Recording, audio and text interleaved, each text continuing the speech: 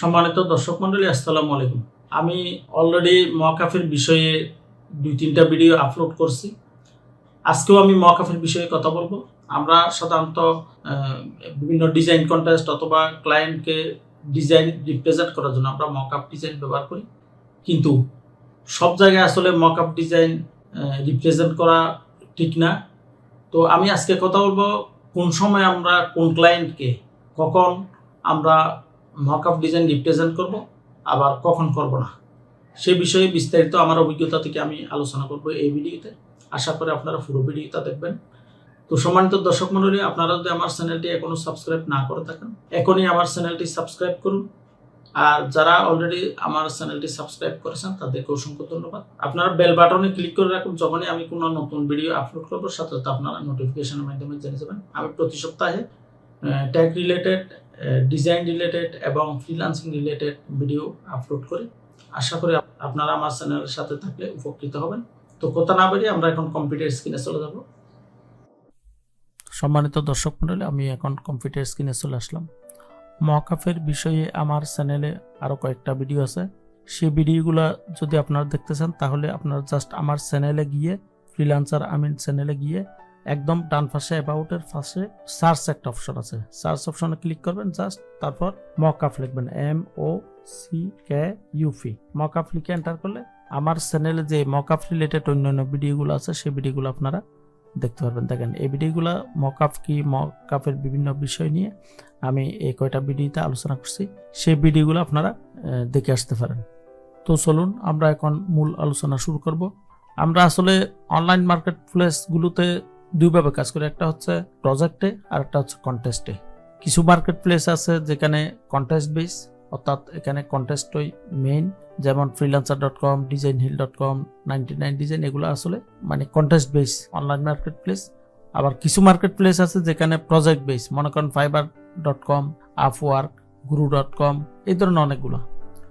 তো আমরা প্রথমেই প্রজেক্টের বিষয়ে আলোচনা করব। আপনি যখন কোনো ক্লায়েন্টের কাছ থেকে কোনো একটা কাজ পাবেন, তখন সেই কাজ যদি হয় বিশেষ করে গ্রাফিক্স ডিজাইন, সেটা বিজনেস কার্ড ডিজাইন হতে পারে, ব্রোশিউর ডিজাইন হতে পারে, অথবা একটা লোগো ডিজাইন হতে পারে। তো আমার পরামর্শ হচ্ছে প্রথমেই আপনি ক্লায়েন্টকে যে ডিজাইনটা শো করবেন সেই ডিজাইনটা অবশ্যই হোয়াইট ব্যাকগ্রাউন্ডে প্লেন দেখাবেন, অর্থাৎ একটা সলিড একটা ডিজাইন আপনি দেখাবেন। সেই ডিজাইনটা আপনি প্রথমেই সেটা মকআপে রিপ্রেজেন্ট করবেন না। এটা হচ্ছে একান্ত আমার পরামর্শ। অনেকে হয়তো দ্বিমত প্রকাশ করতে পারেন। কারণটা হচ্ছে খারাপ ডিজাইনও অনেক সময় মকআপে ভালো দেখা যায়। সেক্ষেত্রে আপনি দেখা গেল যে মকআপ দিয়ে শো করে কোনো একজন ক্লায়েন্টকে আপনার ডিজাইনটাকে অ্যাপ্রুভ করাই নিলেন, অর্থাৎ উনি বললো যে হ্যাঁ এটা আমার ফাইনাল ডিজাইন, কিন্তু সেটা উনি মকআপের উপর দেখেই সিদ্ধান্ত নিল যে সুন্দর দেখা গেছে বিদায় এটা বললো আমি এটা অ্যাপ্রুভ করলাম, এই ডিজাইনটা দেন।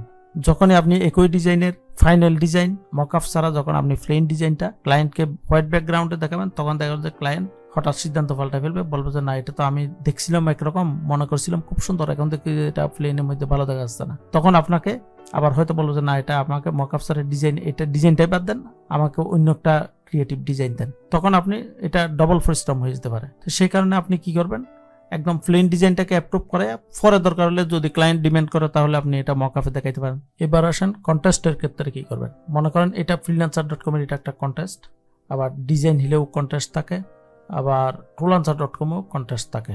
কিন্তু আপনি যখন কোনো একটা কন্টেস্টে পার্টিসিপেট করবেন সেক্ষেত্রে ক্লায়েন্ট অনেক সময় দেখা যায় রেটিং করছে, সেই রেটিং এর মধ্যে দেখা গেল যে এরকম মকআপ ডিজাইনকে ভালো রেটিং করে, প্লেন ডিজাইনগুলোকে তেমন বেশি গুরুত্ব দেয় না। যদি মনে করেন এই ডিজাইনটাকে ক্লায়েন্ট 5 স্টার রেটিং করলো, তো আপনি সেই রিলেটেড অর্থাৎ ওই ধরনের যে মকআপগুলো আছে আপনি সেরকম অন্য ডিজাইনারদের সাথে আপনি কম্পিটিশন করার জন্য সেক্ষেত্রে মকআপ ব্যবহার করতে পারেন।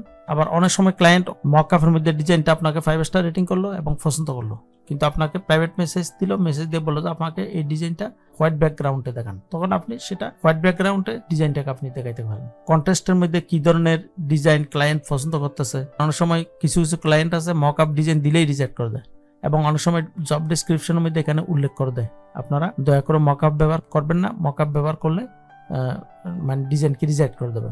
সেক্ষেত্রে আপনি অবশ্যই হোয়াইট ব্যাকগ্রাউন্ডে আপনার ডিজাইন আপনি সাবমিট করবেন। অনেক সময় দেখা যায় আপনার ব্র্যান্ড লোগো ডিজাইন দিল, সেক্ষেত্রে আপনি স্টেশনারি ডিজাইনগুলো দেখেন, মনে করেন এখানে দেখেন এই যে স্টেশনারিগুলো, এগুলো হচ্ছে স্টেশনারি ডিজাইনের ব্র্যান্ড ডিজাইনের মকআপ, এই ধরনের ডিজাইনগুলো আপনি ব্র্যান্ড ডিজাইনের বেলায় ব্যবহার করতে পারেন। আবার দেখা গেল যে একটা গেঞ্জি ডিজাইন দিল, সেক্ষেত্রে আপনি গেঞ্জি ডিজাইনে মকআপ ব্যবহার করতে পারেন। দেখা যায় একটা দোকানের সাইনবোর্ড ডিজাইন করতে দিল, সেক্ষেত্রে আপনি একটা দোকানের সব প্যাকেট অর্থাৎ দোকানের সামনে আপনার ডিজাইনটা ব্যবহার করলে কিরকম দেখা যাবে সেই মকআপটা আপনি ব্যবহার করতে পারেন। কন্টেস্টের ডিজাইনগুলো দেখে আপনি নিজেই সিদ্ধান্ত নেবেন কিভাবে আপনি ডিজাইন সাবমিট করবেন। তো সম্মানিত দর্শক মন্ডলী, আমি ভিডিওর শেষ পর্যায়ে এসে গেছি। এই পুরো টিউটোরিয়ালের যদি সামারি করি তাহলে আমি অবশ্যই বলবো পারতপক্ষে রিয়েল ডিজাইনটা অর্থাৎ প্লেন ডিজাইনটা ক্লায়েন্টকে শো করার চেষ্টা করবেন, সেটা কন্টেস্টে হোক প্রজেক্টে হোক, অর্থাৎ হোয়াইট ব্যাকগ্রাউন্ডে রিয়েল ডিজাইনটাকে আপনি দেখাবেন যে ডিজাইনটা আপনি নিজে করছেন। কন্ট্রাস্টের সময় অনেক ক্ষেত্রে ক্লায়েন্ট অন্য ডিজাইনারদের সাবমিটকৃত মকআপ ডিজাইন যদি ক্লায়েন্ট 5 স্টার রেটিং করে অর্থাৎ টপ রেটে রাখে, তাহলে সেক্ষেত্রে আপনি কম্পিটিশন করার জন্য অবশ্যই আপনি মকআপ ইউজ করবেন। মূল কথা হচ্ছে আপনি যখন ফাইনাল ডিজাইন হ্যান্ড ওভার করবেন তখন আসলে মকআপের কোনো ফাংশন থাকে না, আপনাকে সেটা প্লেন ব্যাকগ্রাউন্ড অর্থাৎ হোয়াইট ব্যাকগ্রাউন্ডে আপনাকে মূল ডিজাইনটাকে আপনাকে হ্যান্ড ওভার করতে হবে। কারণ হচ্ছে মকআপকৃত কোনো ডিজাইন ক্লায়েন্ট ইউজ করতে পারে না, কিন্তু আপনার হোয়াইট ব্যাকগ্রাউন্ড অর্থাৎ ব্যাকগ্রাউন্ড লেস যে ডিজাইনগুলো আপনি ক্লায়েন্টকে দেবেন সেই ডিজাইনগুলোই ক্লায়েন্ট ইউজ করতে পারবে, সেটা ফ্ল্যাশে হোক স্ক্রিন প্রিন্টে হোক, যে কোনো ক্ষেত্রে মোটামুটি প্লেন ডিজাইনটাই ব্যাকগ্রাউন্ড লেস একটা ডিজাইন ক্লায়েন্ট খুব সহজে ইউজ করতে পারবে। তো সম্মানিত দর্শক মন্ডলী, আজকের ভিডিও দেখে যদি আপনি ন্যূনতম উপকৃত হয়ে থাকেন তাহলে অবশ্যই আপনি আমার চ্যানেলটি সাবস্ক্রাইব করবেন এবং ভিডিওটার নিচে একটা লাইক দেবেন। আজকে পর্যন্ত, আসসালামু আলাইকুম।